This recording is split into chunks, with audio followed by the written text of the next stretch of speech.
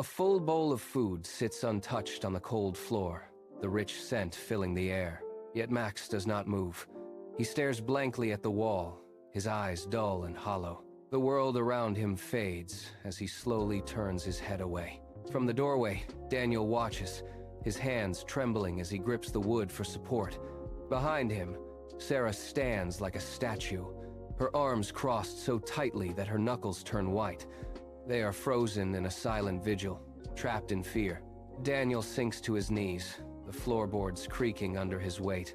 He holds out a single piece of food, his voice a desperate whisper. "Please, Max, just one bite. La, la."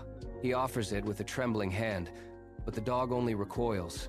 Max slowly scoots backward, his fur brushing the wall as he retreats into the corner. The camera lingers on the bowl. The rhythmic tick of the wall clock begins. The golden sunlight fades, replaced by the cold blue glow of evening. In the corner, Daniel's thumb hovers over the emergency contact on his phone. They wait in the silence, searching for a sign.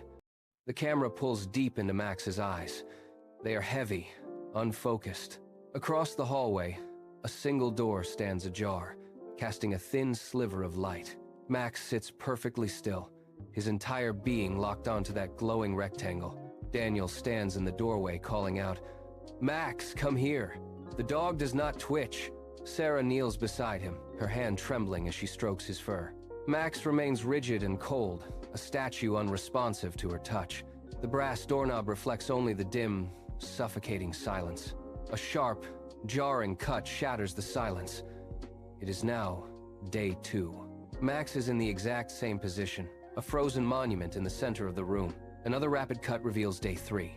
The light has shifted across the floorboards, yet Max has not moved an inch. His eyes remain fixed on that glowing door, the door that never opens. Daniel sits on the worn sofa, his shoulders slumped low, eyes heavy with a bone-deep exhaustion.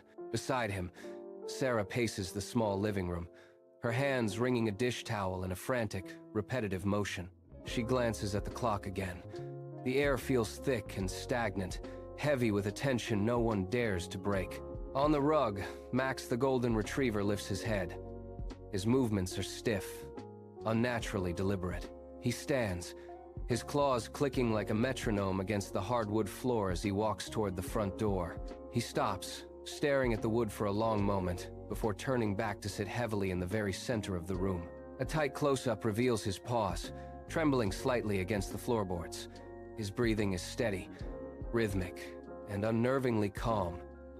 Daniel watches the dog in absolute silence, his own fatigue suddenly forgotten as a cold chill settles in his chest. The camera zooms into Daniel's bloodshot eyes, searching for a sign of recognition. Then, Max turns his head. He locks his gaze directly onto Daniel, an ancient and knowing look. A heavy, suffocating silence fills the space. They are frozen, caught in a moment that feels like it might never end. The quiet afternoon is broken by a sudden movement. Max stands up abruptly, his sharp nails clicking rhythmically against the floor. He trots toward the heavy oak cabinet. With one sharp, determined tug, Max pulls it down, letting the metal clip clatter loudly. Daniel stops mid-sentence, his gaze shifting slowly from the television to the leash. The message is clear. He locks eyes with Sarah on the sofa. She offers a subtle nod of approval.